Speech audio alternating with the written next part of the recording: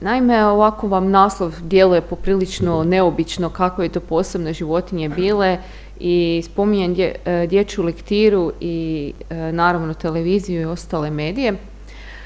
Zapravo povezujem na neki način opet interdisciplinarno teoriju književnosti, jer u posljednjih nekih 100-tinjak godina, zahvaljujući organiziranom školovanju, obrazovanju, počeli smo zapravo istraživati aspekt dječje književnosti. Što je to za djecu i što je ono što je nekako propisano i što bi djeca trebala čitati.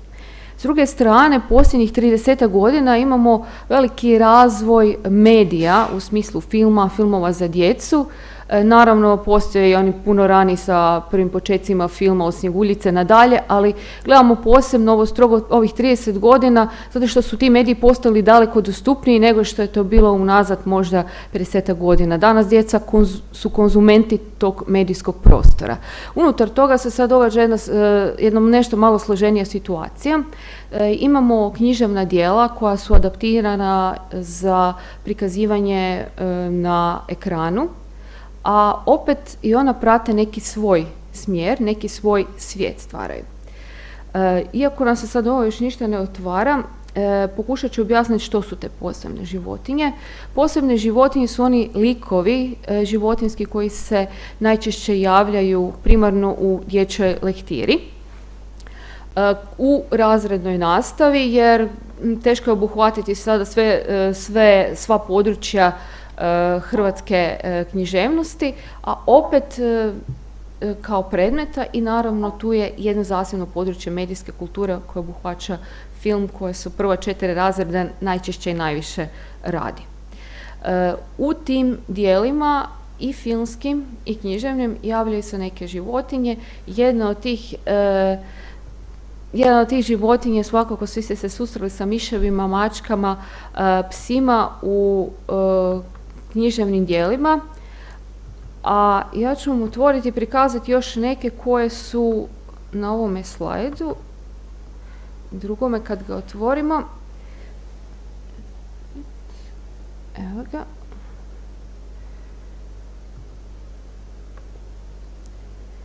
Ja vas vodim prema ovome. Zapravo, svaka priča, svako lektorno djelo, više manje gledam iz aspekta hrvatske kulture i hrvatske djece i hrvatske književnosti i propisane lektire. Kasnije ću vam pokazati na primjeru 2. razreda što je dio medijskog prostora, što mi poučavamo djecu i što je dio lektornog prostora kojeg djeca dobivaju. I jedan veliki problem na koji zapravo svi zajedno trebali odgovoriti i pripomoći, a on će biti vezan upravo uz izbor tih posebnih životinja na kraju mog izlaganja. Dakle, svako novo vrijeme nosi nekakve nove promjene, tako se i taj odnos prema tim životinjama mijenja. Mi smo se najprije susreli sa mačkama, evo imamo Garfielda. U razvoj Garfielda možemo pratiti tamo još od početka stripa ili strip medij, preko prvih onih animiranih filmova pa sve do danas kada imate koncept Garfielda unutar igranih filmova za djecu koji su napola animirani, zapravo tu se radi o nekakvoj kompjuterskoj animaciji i dosta složenim konceptima kojima se koji omogućava današnja tehnologija u odnosu na neku prošlost. Najučestaliji je zapravo taj koncept mačka koji se javlja i u našoj književnoj lektiri. Imamo zatim miševe, imamo i pse. Evo primjer ću uzeti iz Kolorijevog Pinokija koji ulazi u našu dječju lektiru i koji je hrvatski pisac, gdje imamo psa Medora koji vozi upregnute bijele miševe u vilinoj kočiji. Zatim, vratimo li se na hrvatsku književnost, uzet ćemo Ivanu Brlić-Mažuranić, njezinog Šegrta Hlapića. Unutar su životinjski likovi pas Bundeš i papiga, ali u ekranizaciji, u animiranom filmu koji je napravljen prije dosta godina, u 90-ima, imamo životinjske likove koji predstavljaju cijelu tu obitelj, ajmo reći, Hlapić. Znači, to su miševi. Naravno, kasnije postoji ekranizacija Šegrta Hlapića i recimo kod Crvenkapice, ako vas sad vratim unazad, znamo prve priče dakle, o životinji koja je tu bitna, a to je vuk, koja dolazi do nekakvog, ajmo reći, pomaka i tu je ključni problem. Od prvih početnih ekranizacija, nekih doslovnih interpretacija romana, sve te priče nekako evoluiraju. Dakle, filmske priče se nadovezuju. Mi danas imamo modernu Crvenkapicu 1 i 2, u koje recimo se događa nešto neobično, ali prema vremenu u kojem djeca žive. Danas je opća informiranost daleko veća, pristupačnost, sam rekla, medijima daleko brža, daleko bolja i događa se jedna situacija u kojoj Crvenkapica danas šalje potpuno drugačiju poruku i pouku od onog istovjetnog primarnog predloška. Vuk, ako se sjećamo, je zao i zločest, ali u ovoj priči Crvenkapici, modernoj Crvenkapici na ekranu od prije nekih 10 godina, vuk nije zao baš posve. Imamo domenu prava koja ulazi u ekranizaciju, tako imamo u situaciju u filmu gdje se daju optužbe za remećenje javnog reda i mira, za namjeru da netko bude pojeden, za mahanje sjekirom i tako, te neke sitnice. Zatim imamo isto tako zanimljiv lik miša. Prvi mišić na ekranu je Mickey Mouse.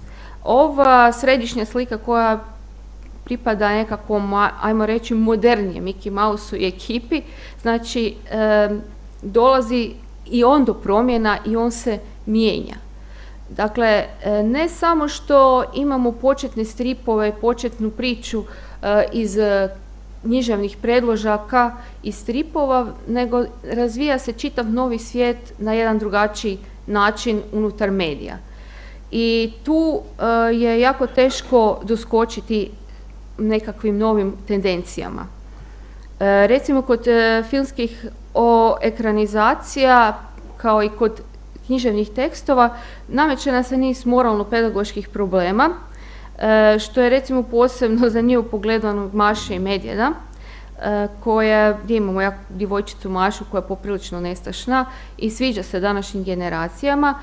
Naime, nemamo mogućnosti, to je sad dvosjekli mač, upotrebljavati taj film u redovnoj nastavi. Naravno, možete na svoju ruku, ali on još uvijek nije propisan kao mogućnost. I imamo niz tako personificiranih životinja koje predstavljaju neki koncept gdje bi djeca trebala zapravo biti poučena nečemu. I to je bio cilj recimo i Mace Papučarice koja sprema papučice djeci, slovenske spisateljice Ele Peroci, za razliku od nekih drugih koncepata na ekranu kojeg djeca često usvajaju i tako se na neki način i ponašaju kad kaže mama mišica, ajde dijete drago pospremiti svoje stvari. Hoću, naravno će dijete reći, ali mišić će reći ima i važnijih stvari, moram spašavati dalje svijet. Tu imamo jako široku priču o raznim tih životinjskim likovima. Evo prošlogodišnji film, mislim da je Zootopija, u kojem imamo opet jednu drugu problematiku životinjskog svijeta koja se preslikava iz stvarnog svijeta, a radi se o ovoj kompjuterski animiranom filmu gdje dječaca Iva Hoplić, tako prevedeno na hrvatski, inače Judy Hopps, postaje policajka. To ne bi bilo toliki problem da je ova zaista utopijska fantazija. Ima zanimanje policajac koje je namijenjeno opasnim životinjama, a to su bivoli, medvjedi, lavovi i tigrovi, i ona se u tom konceptu mora izboriti. To su zapravo koncepti suvremene kraljevne u ženskom animalnom liku i tu iz prvotnih priča gdje su ženski likovi, tu dolaze u cijeli taj koncept i neke feminističke teorije roda i tako dalje, i gdje imamo žene, princeze, mišice, žabice i tako dalje, koje treba spasiti, kojima treba pomoći, u odnosu na filmske današnje hrabre žene, izrazito jake, neovisne, pustolovne. I tako se događa da recimo prasica Pepa zapravo prevode kao praščić Pepa jer je neprimjerena riječ prasica, pa onda eto imamo prašić Pepa, jedan neologizam. I niz takvih raznih poruka i pouka koje nam zapravo književnost nudi događa se zapravo iz ovoga što mi imamo. Ovo je primjer zapravo drugog razreda, kao što vidite unutar toga prepoznate Ružno pače, našu priču, dakle našu ekranizaciju bajke, to je animirani film, nastao prema predlošku. Eto, to bih izvolila kao jedan primjer nečega što je sa današnjeg aspekta poprilično zastarjelo. I ovo je ono što nam nudi današnji program medijske kulture. Naravno i Pinokija kojeg sam spomenula. Što se tiče lektire, ovo je primjer drugog razreda, opet, znači obično je 19 do 20 dijela na popisu.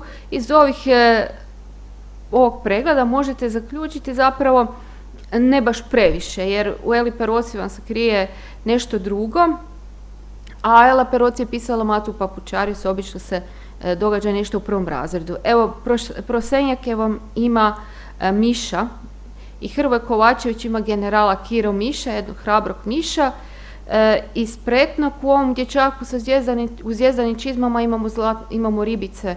On je ekološki osviješten dječak i nekako ova sva izlaganja koja su bila prije mojeg su povezana zapravo sa ovim nekakvim i ekološkim konceptima i poimanjima i video igrama, jer recimo i iz jednog lektivnog dijela, to su priče Ivane Brlić-Mažuranić, imamo isto nekakav manji zastupljeni životinjski svijet, primjer zmije, također ćete pronaći dakle, u toj jednoj video igri. Na koji način namijenjeno je na djece zapravo vezana je uz lektiru. Dakle, tu su svi elementi jako povezani. Ono što sam htjela za kraj zapravo izdvojiti kao problem kod svih ovih stvari je problem izbornosti. Mi danas možemo kontrolirati programe koje ćemo servirati recimo djeci, ali ne možemo im nametnuti ni prostor, ni vrijeme, ni kada će oni pogledati određeni sadržaj. I hoće li gledati ono što mi procijenimo kao nešto dobro, nešto kvalitetno, nešto konkretno, sadržaj im se zapravo s druge strane opet nameću. Jer tu je sad taj problem što će djeca gledati na malim ekranima, jer ovo nisu samo Mickey Mousevi sa nekakvim dobrim porukama. Pogledate li, ne znam, u posljednje vrijeme postoji Lego Ninjago, to je još jedan animirani film unutar kojeg imate jednu takvu posebnu životinju, to je zmija, i često zmija predstavlja i zlo i sve loše, tako i u svim tim novim konceptima dolazi i do nekih prenaglašenih i stereotipnih zapravo kategorija koje još više dolaze do izražaja. Da je neka životinja izrazito zla ili dobra, ne pazeći na to da formiramo svijest dječju. Jer isto tako govorili smo o miševima koji nisu dobri, koji su štetočine i oni spremaju svoje stvari, hranu i sve tako dalje, ali kod koncepta sa miševima, recimo imamo jedan primjer, oni su često likovi u basnama, izrazito pozitivni likovi, oni koji se bore, koji se trude, kao što to čine recimo mravi i tako dalje.